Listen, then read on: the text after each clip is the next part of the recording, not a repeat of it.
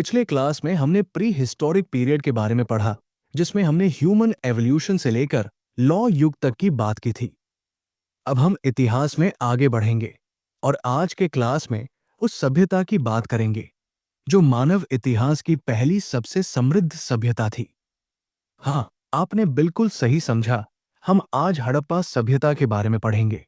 अगर आप अपनी तैयारी के लिए सीरियस है तभी ये वीडियो पूरा देखिए, क्योंकि आधे अधूरे तैयारी से आप कंपटीशन नहीं निकाल पाएंगे। तो सीरियस तैयारी करने वाले पूरे वीडियो से रिवाइज करेंगे और चैनल को सब्सक्राइब भी करेंगे। और तैयारी में सीरियस नहीं है तो जल्दी सीरियस होकर वीडियो देखने आइए। हड़प्पा सभ्यता का सबसे पुराना नाम सिंधु सभ्यता है। अच्छा, इसका नाम सिंधु सभ्यता से हड़प्पा सभ्यता क्यों ज्यादा सूटेबल है?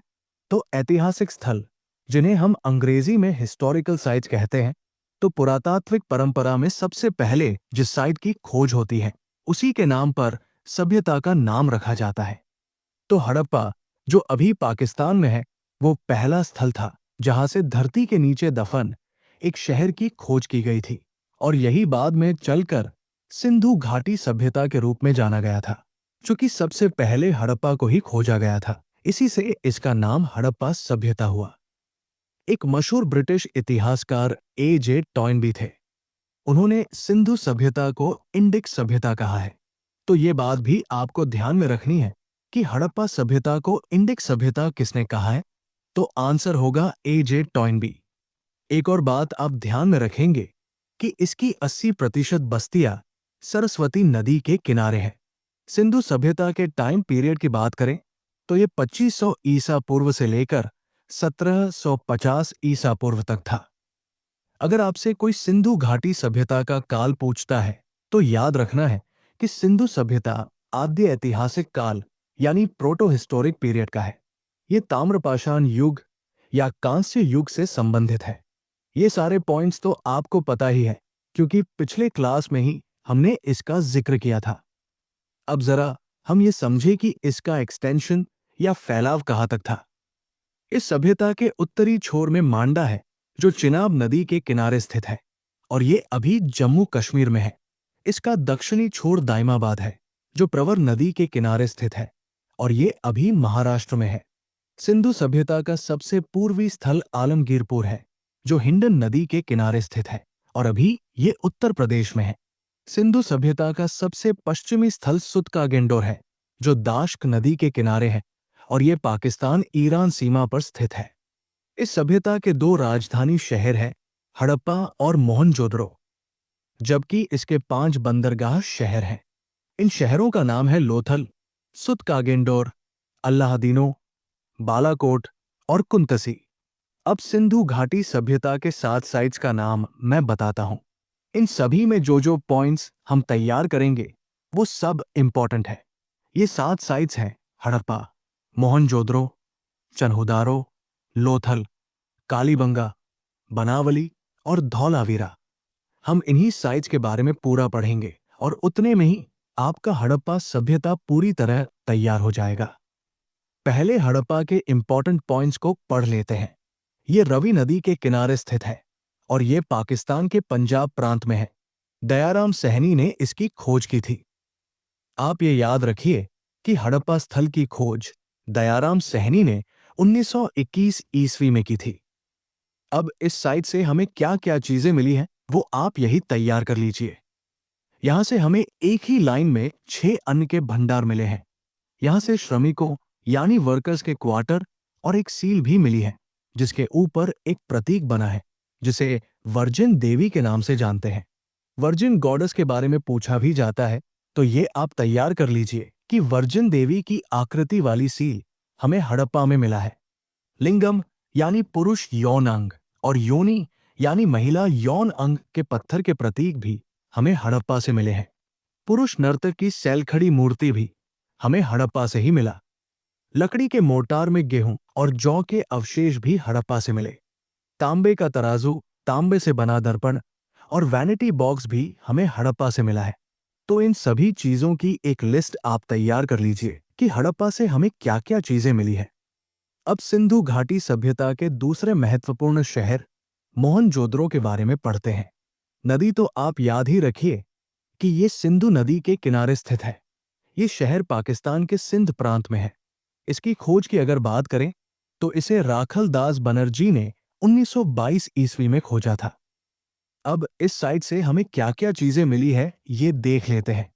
यहां हमें विशाल अन्न भंडार, जिसे ग्रेट ग्रैनरी कहते हैं, वो मिला है।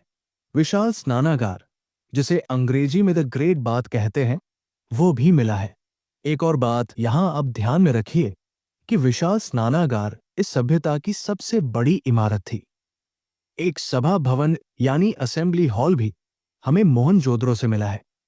पशुपति महादेव या आदि शिव की मुहर, जिसके बारे में कई बार सवाल पूछा गया है, तो ये भी मुहर हमें मोहनजोदड़ो से ही मिली है।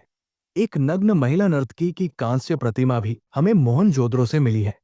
पुजारी राजा की शैलेटाइट की प्रतिमा, जिसको दाढ़ी वाले व्यक्ति की प्रतिमा भी कहा जाता है, वो भी मोहनजोदड़ो से ही मिली है। एक साथ सटे हुए मानव कंकाल, ये भी मोहनजोदड़ो से मिला है। बुने हुए कपास का एक टुकड़ा भी हमें यही मोहनजोदड़ो से मिली है। यहां से कुल 1398 मोहरें मिली है, यानी इस सभ्यता की कुल मोहरों का 56% हमें मोहनजोदड़ो से ही मिला है। अब सिंधु घाटी सभ्यता के तीसरे महत्वपूर्ण शहर चन्हुदारो के बारे में पढ़ते हैं। ये शहर भी सिंधु नदी के किनारे है और पाकिस्तान के सिंध प्रांत में स्थित है।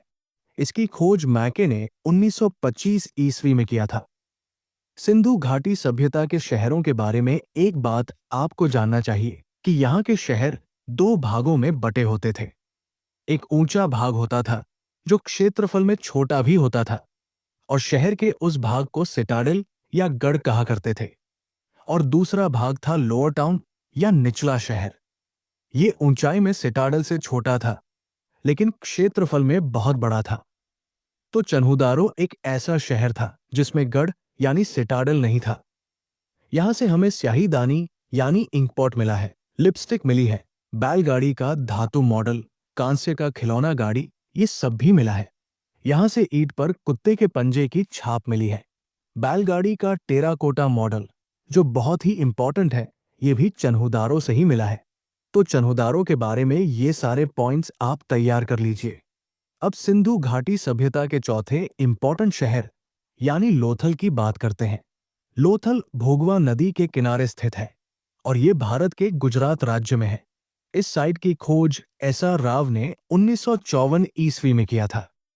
अब तैयार करते हैं कि लोथल से हमें क्या क्या चीजें मिली है। सबसे पहले तो यहां से हमें गोदी यानी डॉकयार्ड मिली है। चावल की भूसी भी हमें लोथल से मिली है। अग्नि वेदिका के बारे में कई बार पूछा जाता है, तो ये आप अभी याद कर लीजिए कि अग्नि वेदिका यानी फायर ऑल्टर्स हमें लोथल से मिली है। यहां से हमें एक ऐसा ग्रेव यानी कब्र मिला है जिसमें एक ही कब्र में एक पुरुष और एक महिला को दफनाया गया था। यहां से हमें फारसी या ईरानी मुहर और बहरीन का मुहर मिला है। तो लोथल में आप ये सब तैयार कर लीजिए। अब इसके पांचवें इंपॉर्टेंट शहर कालीबंगा के बारे में पढ़ते हैं। कालीबंगा का अर्थ है काले रंग की चूड़िया। ये घग्गर नदी के किनारे बसा हुआ शहर था और ये आज के भारत के राजस्थान में स्थित है। इसकी खोज 1951 में अमलानंद घोष ने की थी। यहां से जो इंपॉर्टेंट चीजें मिली है उनके बारे में पढ़ लेते हैं। यहां से हमें प्लाउड फील्ड सरफेस यानी जुती हुई खेत की सतह मिली है, जो हड़प्पा शहर के बनने से पहले का है। यहां से हमें 7 अग्नि वेदिकाएं मिली है। मेसोपोटामिया की बेलनाकार मुहर भी हमें कालीबंगा से मिला है। कालीबंगा में आप इतना ही ध्यान में रखिए। अब छठे इंपॉर्टेंट शहर की बात करते हैं, जो है बनावली। बनावली भी घग्गर नदी के किनारे स्थित थी और अभी के समय में ये साइट भारत के हरियाणा में स्थित है। इस शहर की खोज आर.एस. बिस्ट ने 1973 में की थी। अब एक बात मैं आपको बताता हूं। सिंधु घाटी सभ्यता के नगरों के बनावट की यदि बात करें तो यहाँ के सारे नगरों को ऐसे बनाया गया था जो ग्रिड पैटर्न यानी शतरंज बोर्ड या लॉ ग्रिड पैटर्न जैसे दिखते थे। जल निकासी के लिए हर एक नगर में बहुत ही व्यवस्थित ड्रेनेज सिस्टम यानी जल निकासी प्रणाली थी। लेकिन ये बात मैं आपको यहाँ क्यों बता रहा हूं? ये इसलिए क्योंकि आप ये बात याद रखिए कि इस शहर के नगर नियोजन में शतरंज बोर्ड या लॉ ग्रिड पैटर्न नहीं दिखाई पड़ता है और यहाँ व्यवस्थित जल निकासी प्रणाली भी नहीं थी। दो और चीज यहां से मिली जिसको आप ध्यान में रखेंगे। यहां से हमें एक हल्का खिलौना मिला है। साथ ही मातृ देवी यानी मदर गॉडेस की मिट्टी की आकृतियां भी मिली हैं। तो बनावली से आप इतना ही याद रखिए।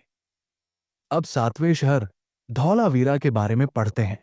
धौलावीरा लूनी नदी के किनारे बसा हुआ शहर था। अभी के समय में ये साइट भारत के गुजरात में स्थित है। इस नगर की खोज जेपी जोशी ने 1967 में की थी। अब इस नगर से जो चीजें मिली उसमें बहुत सारे एक्सेप्शंस हैं, तो इन सब को आप अच्छे से तैयार कर लीजिए। पहला ये कि यहां से एक बहुत ही यूनिक जल दोहन प्रणाली यानी वाटर हार्नेसिंग सिस्टम मिली है। यहां से हमें बारिश के पानी के निकासी की बेहतर प्रणाली मिलती है। यहीं से हमें एक बड़ा कुआं और एक स्नानघर मिला है। विशाल जल भंडार यानी एक जाइंट वाटर रेजर्वॉयर भी हमें धौलावीरा से मिला है। आपको मैंने बताया था कि सिंधु घाटी सभ्यता के सारे नगर दो हिस्से में बटे थे, एक सिटाडल और दूसरा लोअर टाउन। इसमें मैंने आपको एक एक्सेप्शन पहले बताया था कि चन्हुदारो एक ऐसा शहर था जिसमें गढ़ यानी सिटाडल नहीं थी। तो यहां एक और एक्सेप्शन है कि धौलावीरा एकमात्र ऐसी नगर थी जो 3 भागों में विभाजित थी। हमें हड़प्पन सभ्यता से लेखन के कई साक्ष्य मिले हैं जिसकी लिपि अभी तक पढ़ी नहीं जा सकी है। तो यहां धौलावीरा से भी हमें लेखन साक्ष्य मिले। लेकिन इसमें इंपॉर्टेंट क्या है? इसमें यह बात आप ध्यान रखिए कि नागरिक उद्देश्यों के लिए यूज होने वाला सबसे बड़ा हड़प्पा शिलालेख हमें धौलावीरा से ही मिला है। यहां से हमें एक स्टेडियम भी मिला है। अब और दो नगरों के बारे में जानते हैं। यहां से जो चीजें मिली है वो तैयार करना जरूरी है। इसमें पहला शहर है सुरकोतदा। यहां से हमें घोड़े की हड्डियां मिली है, यानी ये एकमात्र ऐसा सिंधु स्थल है जहां वास्तव में घोड़े के अवशेष पाए गए हैं। यहीं से हमें अंडाकार कब्र भी मिला है। मृत व्यक्तियों के साथ बर्तन भी दफनाए जाते थे।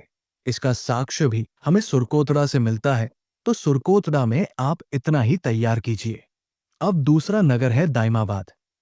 इसके बारे में मैंने आपको बताया था कि दाइमाबाद सिंधु घाटी सभ्यता का दक्षिणी छोर है और ये प्रवर नदी के किनारे स्थित है जो महाराष्ट्र में है। इसके बारे में आप एक और बात याद कर लीजिए कि यहां से हमें कांस्य प्रतिमाएं यानी ब्रॉन्ज इमेजेस मिले हैं। अब ये कांस्य प्रतिमाएं किन किन चीजों की मिली हैं ये भी आप तैयार कर लीजिए।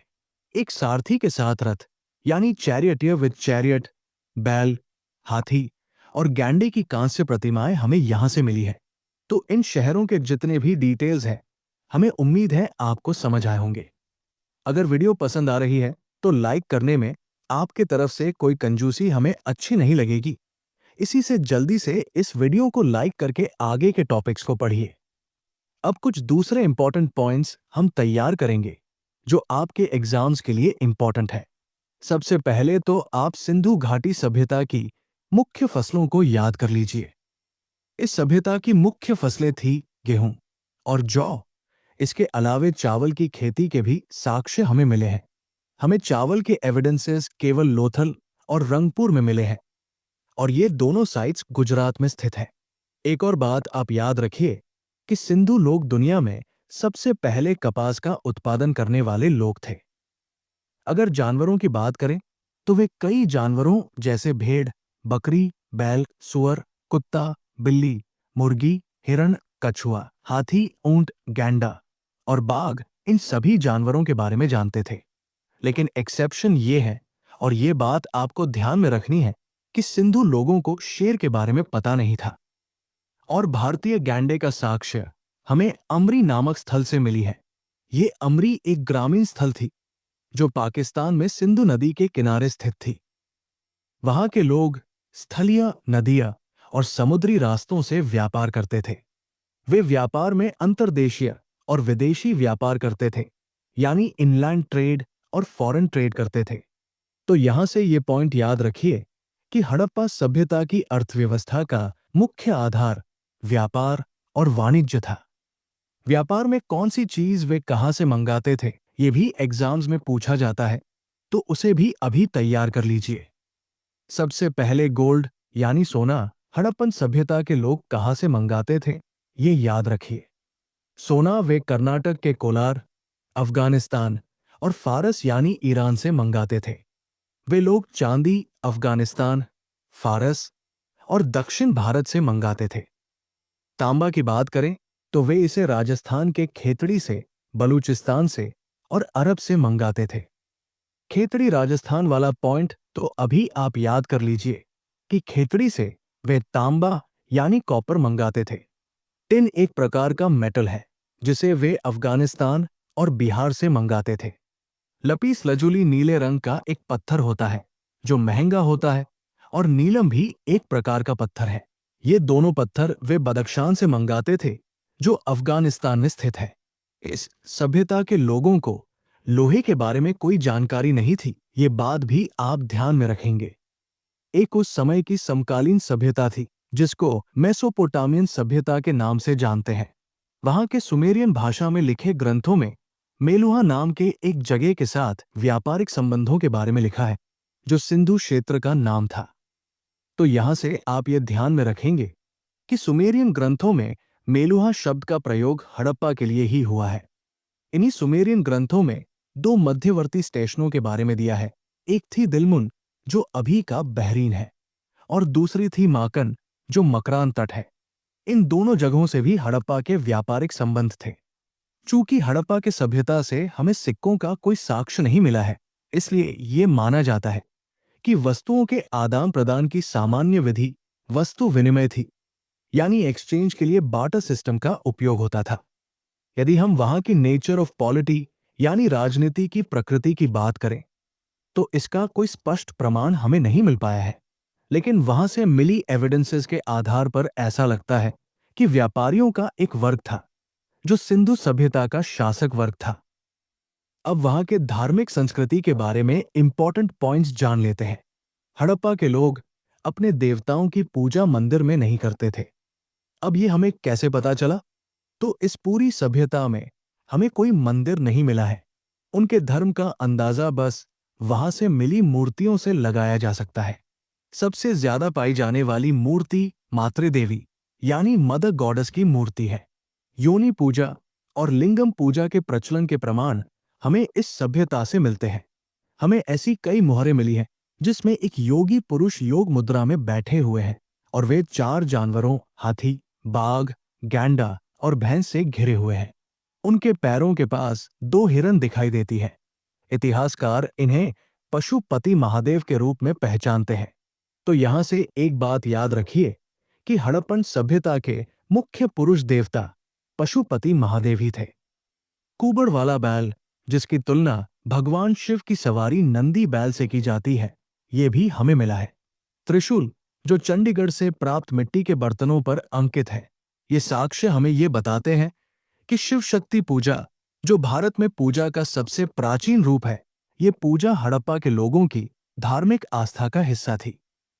सिंधु घाटी सभ्यता से मिले अवशेषों से ये भी पता चलता है कि उन दिनों प्राणी पूजा यानी पशु पूजा और वृक्ष पूजा प्रचलन में थी। विशेष रूप से पीपल के पेड़ की पूजा होती थी। स्वस्तिक का चिन्ह जिसे आप अपने घरों में पूजा के समय बनते हुए देखे होंगे, उसकी उत्पत्ति भी सिंधु सभ्यता से ही है। वहां से हमें स्वस्तिक का चिन्ह बना हुआ मिला है। अब वहां से मिले लिखित साक्ष्यों की बात करें तो वहां से हमें कई चित्रात्मक लिपि के प्रमाण मिले हैं। ये मुख्य रूप से मुहरों पर ही पाए गए हैं। सिंधु सभ्यता की लिपि को अभी तक पढ़ा नहीं जा सका है, लेकिन कालीबंगा से मिले कुछ बर्तन के टुकड़ों पर अक्षरों के ओवरलैप से पता चलता है कि सिंधु सभ्यता में लेखन बॉस्ट्रोफेडॉन यानी ऑल्टरनेट लाइंस में दाएं से बाएं और फिर बाएं से दाएं लिखा जाता था। इस शैली की लिपि को प्रोटो द्रविडियन कहा जाता है। सिंधु सभ्यता की सबसे विशिष्ट शिल्पकृति यानी सबसे डिस्टिंक्टिव आर्टिफैक्ट वहां की सील्स या मुहरें थी।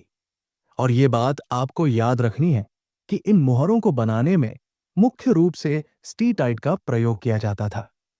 अधिकांश सिंधु घाटी सभ्यता के मुहरों में बिना कुबड़ वाला बैल दर्शाया गया है।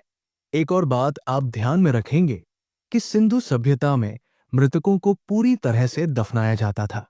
अब अंत में ये बात आप ध्यान रखिए कि एम व्हीलर नाम के भारतीय पुरातत्व विभाग के एक डायरेक्टर जनरल थे। उन्होंने अपने बुक में बताया है कि सिंधु सभ्यता के पतन का कारण इंद्र थे।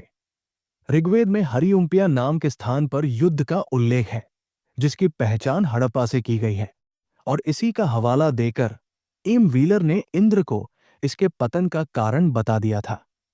लेकिन बाद में कार्बन डेटिंग से पता चला कि इस युद्ध का समय हड़प्पा सभ्यता के समय से नहीं मिलता, इसलिए इस थ्योरी को अब एक्सेप्ट नहीं किया जाता। तो सिंधु घाटी सभ्यता में आपको ये सारे इंपॉर्टेंट पॉइंट्स तैयार कर लेने चाहिए। इस वीडियो में हमने प्राचीन इतिहास के 1000 से भी ज्यादा क्वेश्चंस रिवाइज किया है। इस वीडियो को तो आप एक बार में पूरा नहीं देखेंगे, तो बेहतर है कि अब तक आपने जो भी पढ़ा है यानी हड़प्पा सभ्यता तक के क्वेश्चंस को तुरंत देखकर रिवाइज कर लीजिए, जिससे कॉन्सेप्ट के साथ आपका क्वेश्चंस भी तैयार हो जाए और एग्जाम में क्वेश्चन देखते ही आपको आंसर याद आ जाए। और मन लायक तैयारी नहीं करनी है तो वीडियो को ऐसे ही छोड़ दीजिए। लेकिन मुझे पता है कि आप बिल्कुल मन से तैयारी कर रहे हैं, तो मेरी बात मानिएगा। मुझे उम्मीद है कि आपको ये वीडियो पसंद आई होगी, और अगर सच में आपको थोड़ा सा भी हेल्प मिला है तो वीडियो को लाइक कीजिए। और अभी तक यदि आपने इस चैनल को सब्सक्राइब नहीं किया है तो जल्दी से इसको सब्सक्राइब भी कीजिए। आपकी तैयारी के लिए आप सभी को शुभकामनाएं। धन्यवाद।